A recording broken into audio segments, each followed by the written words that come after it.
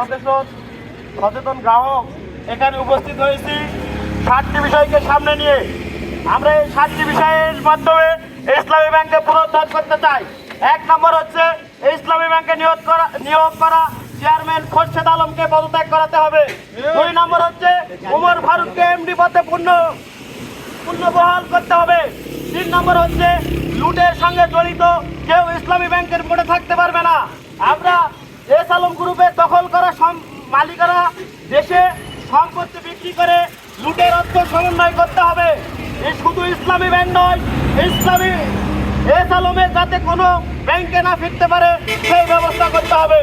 আরো ব্যবস্থা করতে হবে ইসলামী ব্যাংকের সব ব্যাংকের লুটে দেওয়া বিচারের আওতায় এনে দৃষ্টান্তমূলক শাস্তির ব্যবস্থা করতে হবে। এই দাবিতে আমরা আজকে সচেতন গ্রাহকেরা এখানে উপস্থিত হয়েছি। আমাদের সাধারণ গ্রাহকের দাবি থাকবে যেন ইসলামী ব্যাংকে পুনরায় কোনো স্বৈরাচারের দোসরেরা যেন এই ব্যাংকে না আসতে পারে। এর দাবি অনতি বিলম্বে ব্যবস্থাপনা পরিচালকের ছুটি বাতিল করতে হবে। ইসলামী ব্যাংকের মধ্যে এস আলমের দোসরদের দ্রুত বের করতে হবে। ব্যাংক লুটেরাদের বিচারের মাধ্যমে বিশেষ ট্রাইব্যুনাল গঠন করতে হবে। ইসলামী ব্যাংকগুলোতে আতঙ্ক সৃষ্টি করা বন্ধ করতে হবে। লুটের অর্থ পুনরুদ্ধারে বিশেষ ব্যবস্থা গ্রহণ করতে হবে। ব্যাংক লুটেরাদের ফেরার পথ পরিপূর্ণ বন্ধ করতে হবে। ইসলামী ব্যাংককে দলীয়করণ করা বন্ধ করতে হবে। যাদের নিকট থেকে ব্যাংকগুলোতে বন্দুকের মুখে দখল করা ছিল তাদেরকে ফেরত দিতে হবে। জনবল নিয়োগে ভারসাম্যতা বজায় রাখতে হবে। এই বিষয়গুলোকে লক্ষ্য রেখে খেয়াল করে আগামী দিনগুলোতে সঠিক ব্যবস্থাপনা নেওয়ার জন্য অনুরোধ করা হলো। কেননা বাংলাদেশের অর্থনৈতিক খাতের বিশ্বস্তদের প্রতিষ্ঠান বাংলাদেশ ইসলামী ব্যাংক, এটা বিগত স্বৈরাচারের সময় যে স্বৈরাচারের দোসররা এটাকে আস্তে নিজেদের করে নিয়েছিল, আজকেও আমরা দেখতে পাচ্ছি আমাদের এই সেই তিলে তিলে বাড়া গ্রাহকদের সেই আমানতগুলোকে আবার লুটেরাদের হাতে তুলে দেওয়া হচ্ছে। আমরা চাই আমাদের সকল গ্রাহকের কষ্ট অর্জিত টাকা যেন সেই বিদেশিদের হাতে না যায় এবং এটা দিনে যেন তারা বিদেশে নিজেদের আইপি জীবনযাপন করতে না পারে। আমাদের দেশের অর্থনৈতিক টাকা সচল রাখার জন্য আমরা গ্রাহকরা তিলে তিলে যে ব্যাংক গড়েছি সেখানে সৎ ন্যায় পরায়ণ ব্যক্তিত্ব সম্পন্ন ব্যক্তি দ্বারা যেন ব্যাংক পরিচালিত হয়। আবারও যেন সেই স্বৈরাচারের মতো দোসররা এসে আমাদের প্রাণ প্রিয় এই ইসলামী ব্যাংকে যেন দখল করতে না পারে, সেজন্য আজকের এই মানববন্ধন। এই মানববন্ধন থেকে আমরা বলতে চাই আগামী দিনের মধ্যে আমাদের যে সকল 7 দফা দাবি রয়েছে তা যদি বাস্তবায়ন করা না হয় আমরা গ্রাহক ফোরাম আগামী দিনে তীব্র আন্দোলন গড়ে তুলব।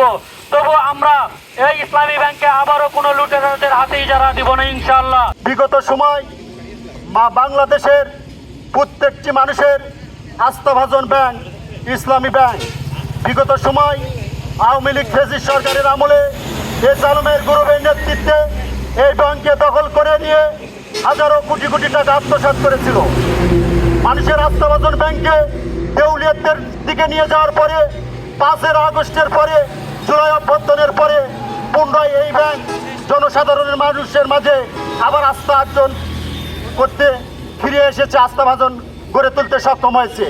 ইতিমধ্যে আমরা লক্ষ্য করতেছি বিগত সরকারের আমলে যে রকম এই ব্যাংকে লুটপাট করে খাওয়ার চিন্তা ভাবনা করেছিল, বর্তমানেও আমরা লক্ষ্য করতেছি ওই এস আলম গ্রুপকে আবার পুনরায় প্রতিষ্ঠিত করার জন্য একটি মহল চক্রান্ত চালিয়ে যাচ্ছে। আমরা এই চক্রান্তর তীব্র প্রতিবাদ জানাচ্ছি।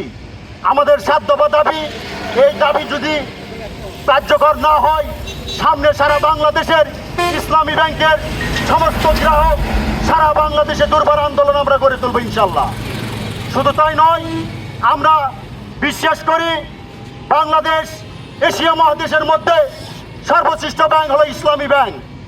এই ব্যাংক যদি নিয়ে যে টালবাহানা করতেছে, আমরা আপনাদের বলতে চাই আমাদের ইসলামী ব্যাংক নিয়ে টালবাহানা না করে আপনারা নিজস্বভাবে আর একটি ব্যাংক তৈরি করার চেষ্টা করুন। অন্যের ব্যাংক নিয়ে তারা হেসরা বাদ দিয়ে নিজেরা অর্থায়নে একটি সুন্দর ব্যাংক করার সৃষ্টি করুন। আপনারা যদি এভাবে টাল বাহানা করেন, ইসলামী ব্যাংকে ধ্বংসের দ্বার প্রান্তে নিয়ে যান, তাহলে আমরা বাংলাদেশে সারা দেশের গ্রাহকদেরকে নিয়ে দুর্বার আন্দোলন গড়ে তুলে যে সমস্ত অপশক্তি ইসলামী ব্যাংকের বিরুদ্ধে ষড়যন্ত্র করতেছে তাদের প্রতিহত করার জন্য আমরা চেষ্টা করবো ইনশাল্লাহ।